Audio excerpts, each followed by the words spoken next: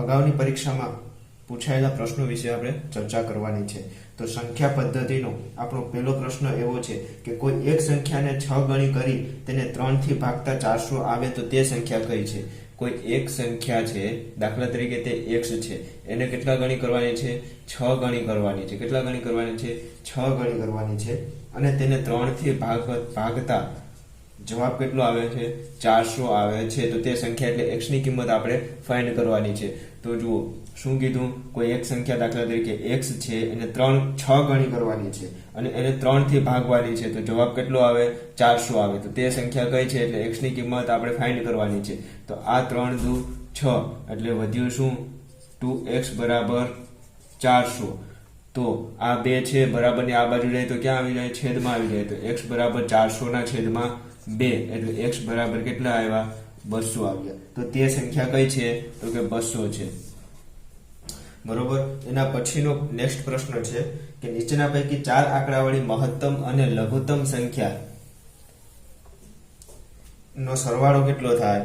તો 4 આંકડાવાળી મહત્તમ સંખ્યા કઈ છે? 4 આંકડાવાળી મોટા મોટી સંખ્યા કઈ છે? તો 4 આંકડાવાળી મોટા મોટી સંખ્યા છે 999 અને લઘુત્તમ સંખ્યા કઈ છે?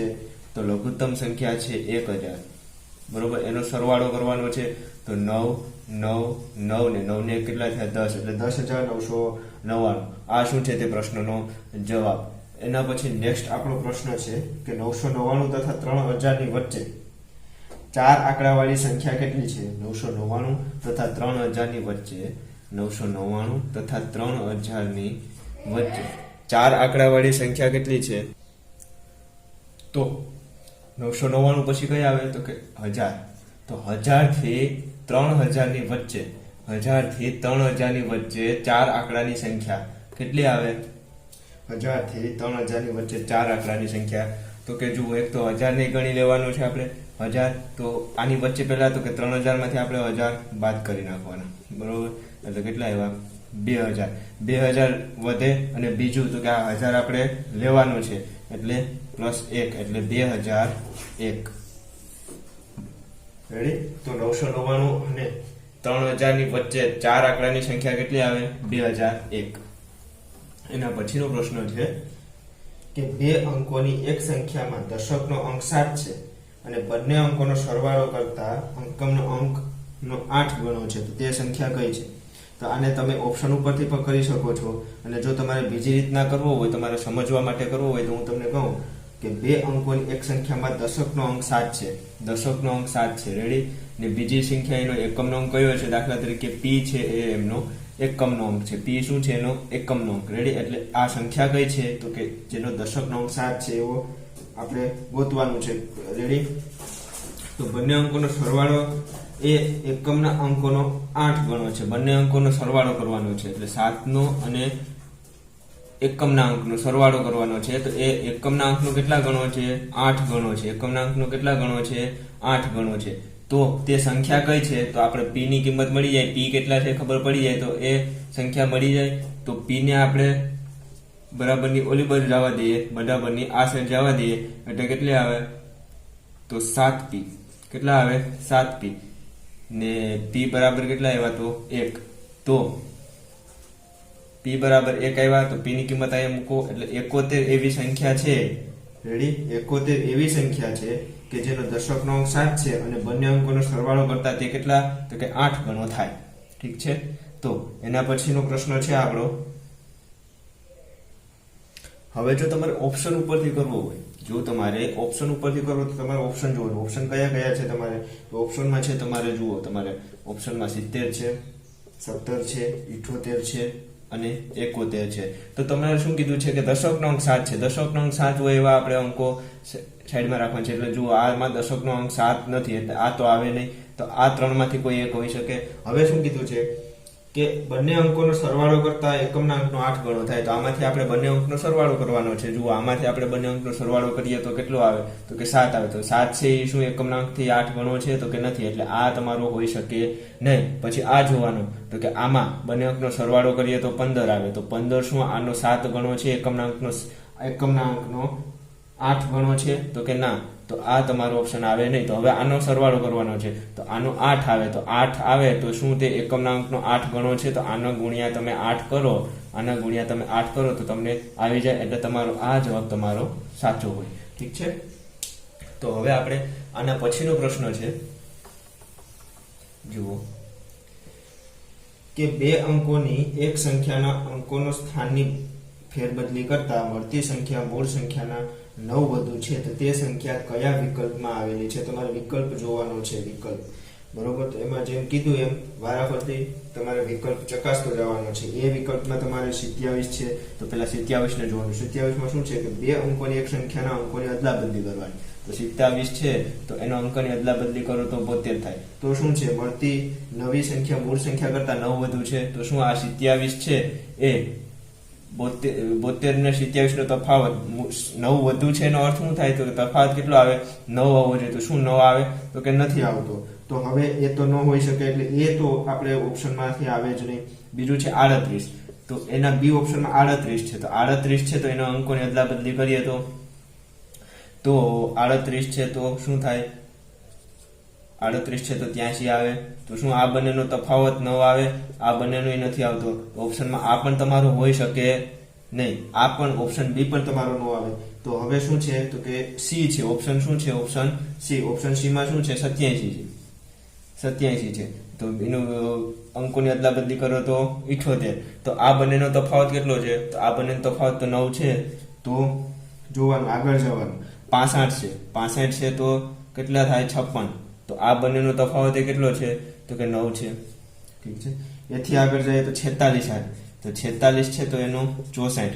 આ બંનેનો તફાવત તો કે 9 નથી. આ બંનેનો તફાવત 9 નથી. એટલે ઓપ્શન એ, બી અને સી ત્રણેયમાંથી એક પણ ન આવે. એટલે ડી જવાબ આપણો શું આવે? બાકીના ત્રણેય જવાબ સાચા નથી. એટલે ઓપ્શન ડી તમારે ટીક કરવાનો થાય. ઠીક છે. તો હવે એના પછીનો છે કે બે અંકોની એક સંખ્યાના અંકોનો સરવાળો તે જ સંખ્યાઓના અંકોના ગુણાકાર બરાબર થાય. શું કીધું છે આપણે? જુઓ, બે અંકોની એક સંખ્યાના અંકોનો સરવાળો, બે અંકોની એક સંખ્યાના અંકોનો સરવાળો તે જ સંખ્યાના અંકોના ગુણાકાર બરાબર થાય. તો ઓપ્શનમાં તમે જુઓ તો શું છે? 22 છે, 11 છે, 10 છે અને 23 છે. રેડી? આ આપણે આવા 3 ઓપ્શન આપેલા છે. તો હવે આમાં શું કરવાનું છે? બે અંકોનો એક સંખ્યાના અંકોનો સરવાળો, આ બે અંકોનો છે, આનો અંકોનો સરવાળો કરવાનો. 4, 2, 1 અને આ કેટલો આવ્યો? 5. તો આ શું છે? તો કે અંકોના ગુણાકાર બરાબર થાય. તો આમાં જોઈએ આપણે તો આ શું? આ બેનો સરવાળો કર્યો, 2 આવ્યા, તો એ શું? આ બંને અંકોના ગુણાકાર બરાબર થાય. એક એકું તો 1 થાય, તો 2 થાય નહીં. તો તમારો આ ઓપ્શન આવે નહીં. આ બેનો ગુણાકાર 0 થાય, 1 નથી આવતો, તો આ ઓપ્શન આવે નહીં. આ બેનો ગુણાકાર 6 થાય, આપણે 5 આવવો જોઈએ, તો થતો નથી. તો હવે જોઈએ તો આ બેનો ગુણાકાર, આનો સરવાળો કર્યો તો 4 આવે અને ગુણાકાર કર્યો તો 4 આવે. તો આ તમારો ઓપ્શન સાચો છે. ઠીક છે. તો આવી રીતના ઓપ્શન ઉપરથી પણ આપણે કરી શકાય. એના પછીનો પ્રશ્ન છે કે 5.1/4 ના વિરોધીની વ્યસ્ત સંખ્યા. આપણે આ સંખ્યા આપેલી છે 5.1/4. આને કઈ સંખ્યા કહેવાય? મિશ્ર સંખ્યા કહેવાય. કઈ સંખ્યા? મિશ્ર સંખ્યા. આ મિશ્ર સંખ્યાને આપણે અપૂર્ણાંકમાં ફેરવવાની છે. એટલે 5 ચોક 20 ને 21/4. હવે આ અપૂર્ણાંક છે, પણ અપૂર્ણાંકમાં પણ કેવું છે? આ અશુદ્ધ અપૂર્ણાંક છે. અશુદ્ધ અપૂર્ણાંક છે.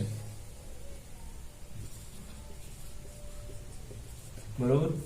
તો શુદ્ધ અપૂર્ણાંક કેને કહેવાય? તો શુદ્ધ અપૂર્ણાંક દાખલા તરીકે જો આપણે આવી રીતના આપેલું હોય, ઉપર નાની સંખ્યા હોય અને નીચે મોટી સંખ્યા હોય, તો એને કેવી? તો કે શુદ્ધ અપૂર્ણાંક કહેવાય.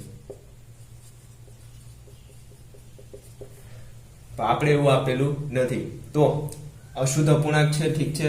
તો આ બધું આપણે સાઈડમાં રાખીએ અને આપણે શું કીધું કે વિરોધીની વ્યસ્ત સંખ્યા આપણે આની કહેવાની છે. તો આની વિરોધી સંખ્યા કઈ થાય? આની વિરોધી સંખ્યા કઈ થાય? વિરોધી એટલે ધન હોય તો ઋણ કરી દેવાનું, અને ઋણ હોય તો શું કરી દેવાનું? ધન કરી દેવાનું. તો 21/4 છે તો એની વિરોધી સંખ્યા -21/4 થાય. હવે વ્યસ્ત કરવાની છે. વ્યસ્ત કરવાની છે એનો અર્થ શું થાય? તો કે અંશનો અંશ છે એને છેદમાં લઈ જવાનો, અને છેદ છે એને અંશમાં લઈ જવાનો. તો કરીએ આપણે. આવી રીતના થાય. માઇનસ તો એમનો એમ જ રહે. એટલે આ તમારો જવાબ સાચો આવે. હવે એના પછીનો પ્રશ્ન છે કે નીચેનામાંથી કઈ સંખ્યા અસમય છે? જુઓ, કઈ સંખ્યા અસમય છે. પેલા તો સમય એટલે શું, જેને p/q સ્વરૂપમાં દર્શાવી શકાય એને સમય સંખ્યા કહેવાય. કઈ સંખ્યા? સમય. યાદ રાખો કે q છે એ p તમે ગમે તે લઈ શકો, q કોઈથી 0 લેવા નહીં. q 0 હોઈ શકે નહીં, q ક્યારેય 0 હોઈ શકે નહીં. એટલે આ કેવી સંખ્યા છે? સમય સંખ્યા છે.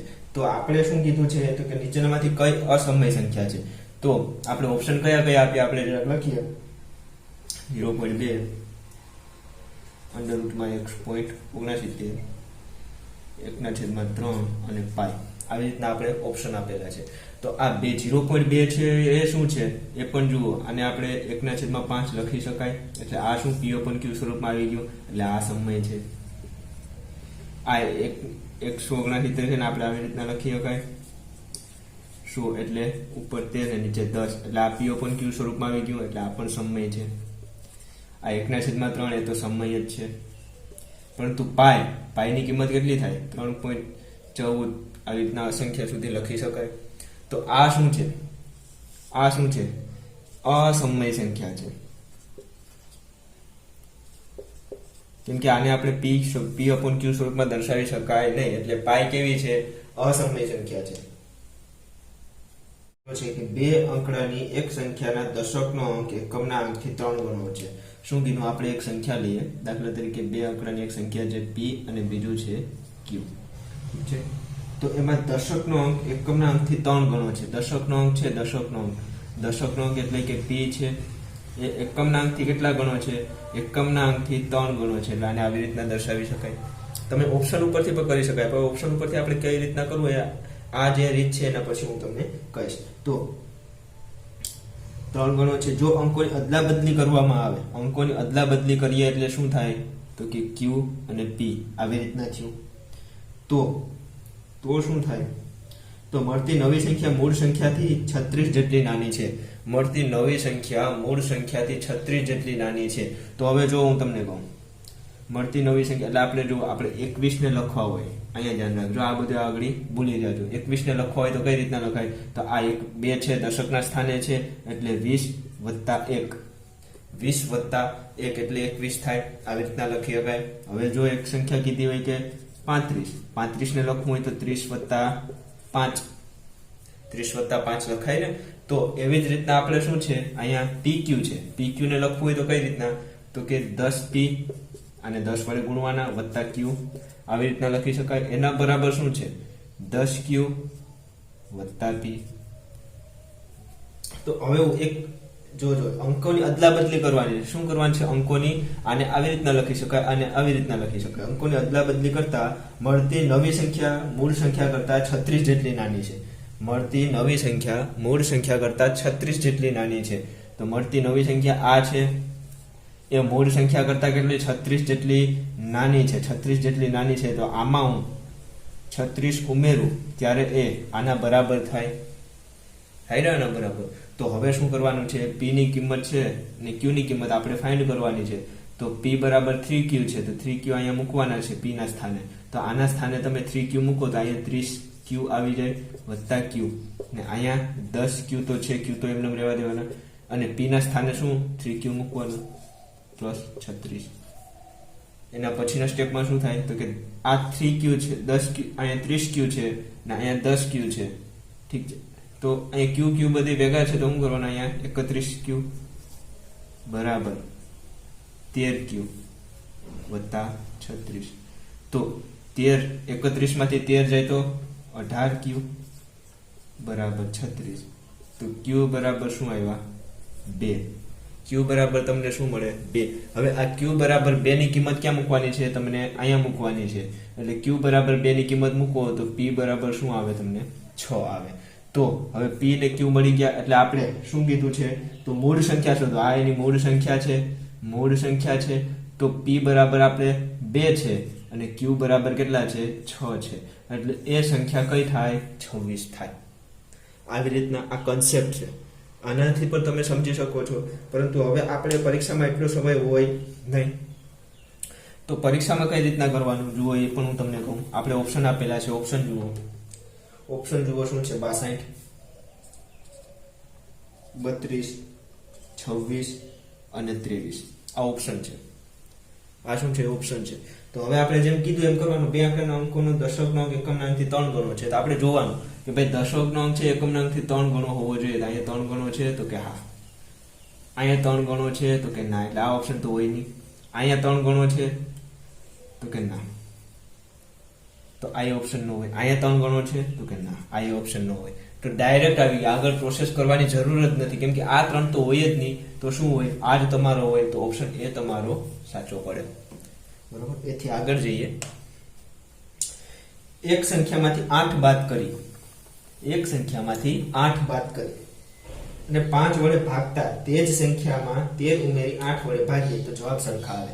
એક સંખ્યા આપણે x ધારી લેવાની, x ધારી લેવાની. હવે શું કીધું? એમાંથી 8 બાદ કરવાના, એમાંથી 8 બાદ કરવાના છે અને એને 5 વડે ભાગવાના છે અને તે જ સંખ્યામાં 13 ઉમેરી, અને તે જ સંખ્યામાં x છે એમાં 13 ઉમેરી અને 8 વડે ભાગતા, 8 વડે ભાગતા શું થાય?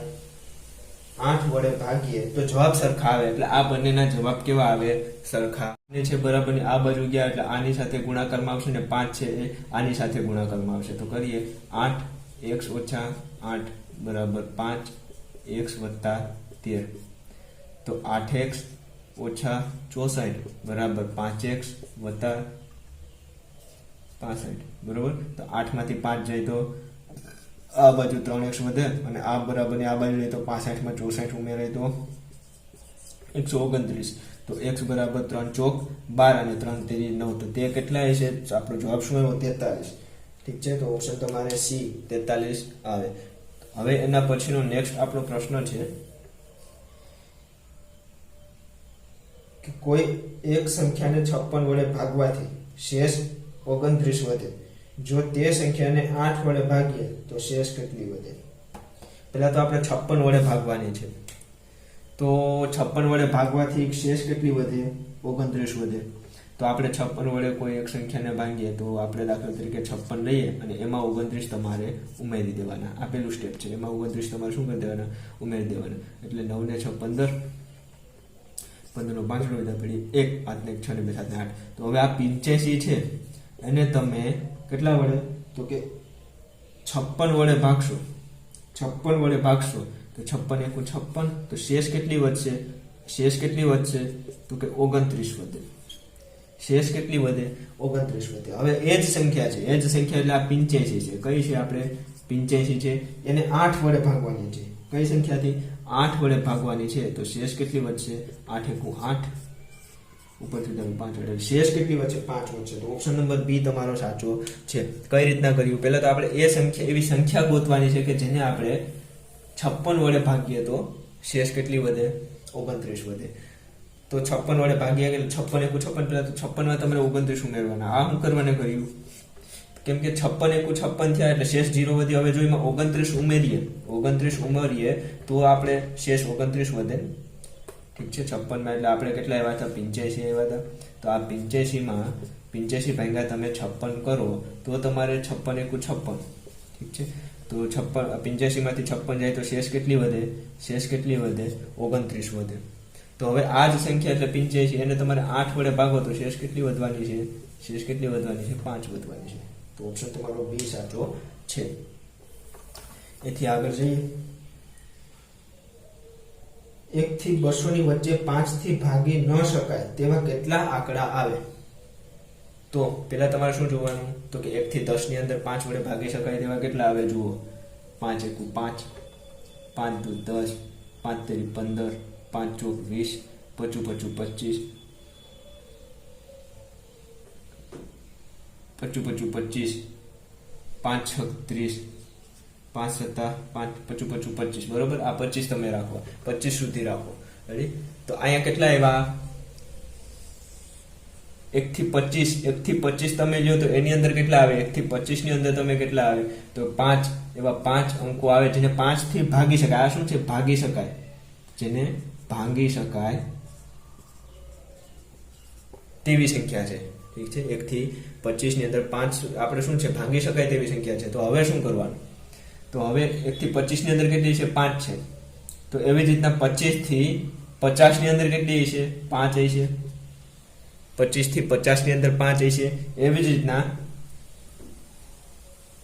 એટલે 1 થી 50 ની અંદર ટોટલ કેટલી થઈ આ 1 થી 50 ની અંદર ટોટલ કેટલી થઈ તો કે 10 થઈ જેને 5 થી ભાંગી શકાય એવી કેટલી થઈ 10 થઈ તો 1 થી 100 ની અંદર કેટલી થશે 1 થી 100 ની અંદર 20 થશે 1 થી 100 ની અંદર 20 થાય તો 100 થી 200 ની અંદર કેટલી થશે તો સ્વાભાવિક વાત છે 40 થવાની છે તો 40 શું છે તો કે 5 થી ભાગી શકાતી 5 વડે ભાગી શકાય એવી સંખ્યા છે તો હવે શું કરવાનું છે તો કે આ તો ભાગી શકાય એવી સંખ્યા છે તો આપણે 1 થી 200 ની અંદર ન ભાગી શકાય તેવી સંખ્યા તો કે 200 માંથી તમારે 40 ને બાદ કરી નાખવાના શું કરવાનું 40 ને બાદ કરી નાખવાના એટલે 160 જેટલી સંખ્યા છે કે જેને તમે 5 થી ભાગી શકો નહીં સ્વાભાવિક વાત છે તો હવે એના પછીનો પ્રશ્ન છે બે આંકડાની મોટામાં મોટી અવિભાજ્ય સંખ્યા કઈ છે એકદમ ઈઝી છે ઓપ્શન જોઈને જ થઈ જાય બે આંકડામાંથી મોટામાં મોટી અવિભાજ્ય સંખ્યા એટલે કે જેને ભાંગી ન શકાય તેવી સંખ્યા તો બે આંકડાની તો કે પહેલા 99 છે પહેલા ઓપ્શનમાં 99 છે બીજામાં 93 છે ત્રીજામાં 95 છે અને 97 છે મોટા મોટી અવિભાજ્ય સંખ્યા તો ભાઈ 97 છે ને 97 ને તમે કોઈ સંખ્યા વડે ભાગી ન શકો રેડી 99 તો ભાગી શકો 99 છે 99 તો 3 વડે ભાગી શકો 93 છે એને 3 વડે ભાગી શકો 95 છે એને 5 વડે ભાગી શકો તો આ સંખ્યા આપણી એવી છે કે જે મોટા મોટી બે અંકની અવિભાજ્ય સંખ્યા છે તો અહીંયા આપણું આ બધા જ પ્રશ્નો અગાઉની પરીક્ષામાં પૂછાયેલા છે તો તમારે ધ્યાન રાખવું આના બેઝ ઉપર તમને હવેની પરીક્ષા જે આવશે એમાં પ્રશ્નો પૂછાશે તો મળીએ આપણે બીજા નેક્સ્ટ લેક્ચરમાં